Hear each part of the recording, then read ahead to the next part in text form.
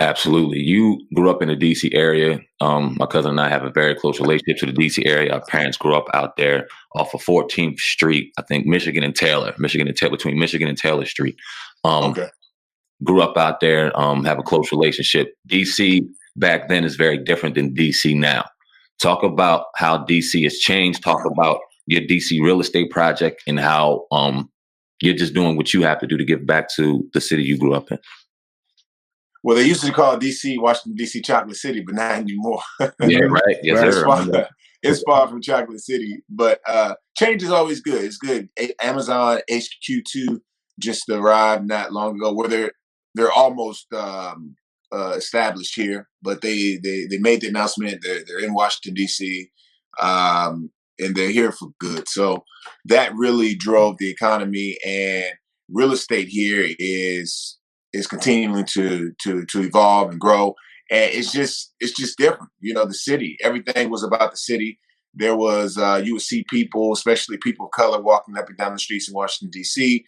But not anymore. You know, not anymore. It's been a lot of development, a lot of rehabs, and there's businesses going up everywhere. So it's not the same. But like I said, it's always good when you're growing, evolving, and you're making the city a better place. So I can't really complain about that.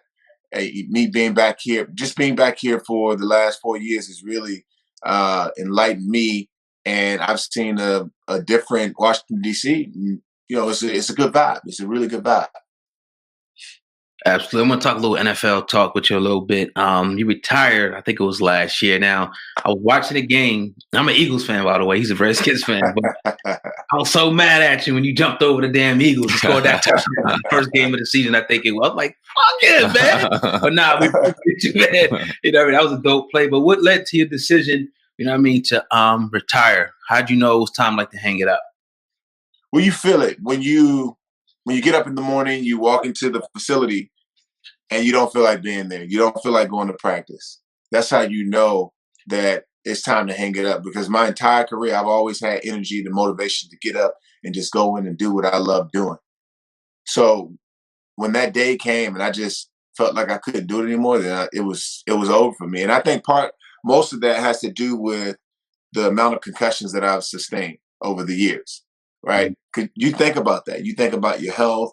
You think about the next 60, 70 years that you have to live. So why put all of that on the line for this? I mean, this is just a small percentage of my life. I have the rest of those years to do whatever I want to do and really build on my career, build with my family, and just all of that. So it made more sense for me to just walk away from the game, hang it up, and do something I really enjoy and just build on the rest of my career and my life. Any aspirations to do commentary or coaching or anything like that? Or are you kind of just doing your real estate thing and chilling? No, I'm doing the real estate business. For me, it's just business and entertainment. I've always been an artist since I was in the University of Maryland. I wrote an art studio, and from there, when I was in San Francisco, I opened up an art gallery. Then I enrolled in an acting class at the Shelton Theater of Art in San Francisco. Fell in love with acting, and I just been moving slowly as I was playing. But now I just finished my lead role as a character called Daniel in a movie called Red Winter that'll be coming out pretty soon. Sweet. So for me, it's just acting, working my acting chops, just getting better at that, and business 24/7. Dope. You talked about concussions being one of the reasoning in your decision in hanging up with the NFL. The last 10 years, concussions obviously has been something very loud and very in front of the NFL. How do you feel the NFL is doing in regards to taking care of the players that have retired, the players that are no longer in the NFL, as far as healthcare, compensation? How is that relationship with the NFL and now retired players as of this date? I feel like the NFL is doing everything they can to help guys who plan to retire and guys who are currently retired. It's all about coming together, and they've shown that they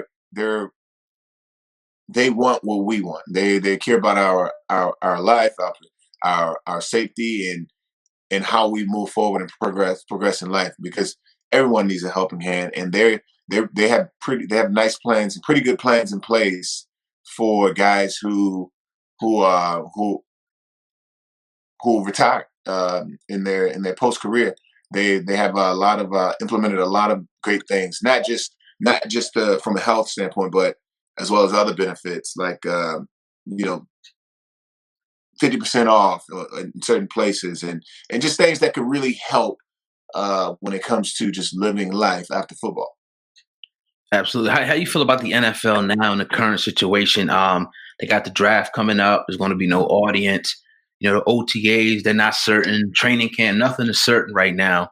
How do you feel like the NFL is going to proceed, or how you think they should proceed going forward, you know, with this COVID-19 thing? I think they should take it serious, do what they can to mitigate any of the virus from spreading. And at this point, the guys that are getting drafted, they just really have to understand that it's not about the people in the audience. It's not about the people that are watching, but it's more about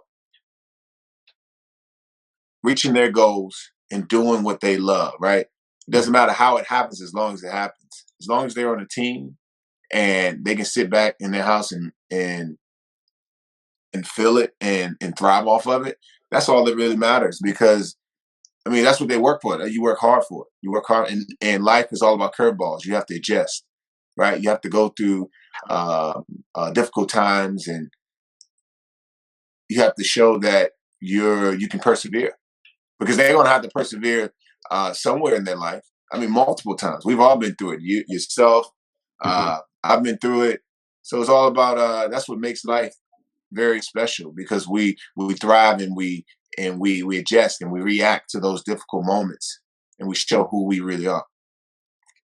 We'll talk a little Redskins football, man. Obviously, got a bird over here across from me, man. But all day, love Redskins, man. But realistically, yeah, damn birds, man. We argue a lot on this show, man, because they've been getting the best of us for a long time. You know what I'm saying? The Redskins fans are a very, very proud fan base. And obviously, the last 20 years, the product hasn't been up to expectation. I want to talk a little bit about the Redskins culture as you exited being so closely involved with the Redskins. And then I want to talk a little bit about Dwayne Haskins, because that young man is getting some very, very unfair, in my opinion, punishment from the media.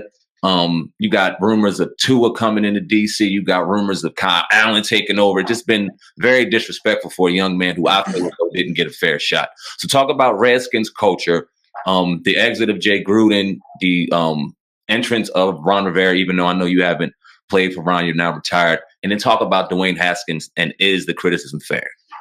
Yeah, I think Gruden. So when my time with Gruden was really, it was special. It was amazing. He was a great coach, very energetic, great enthusiasm.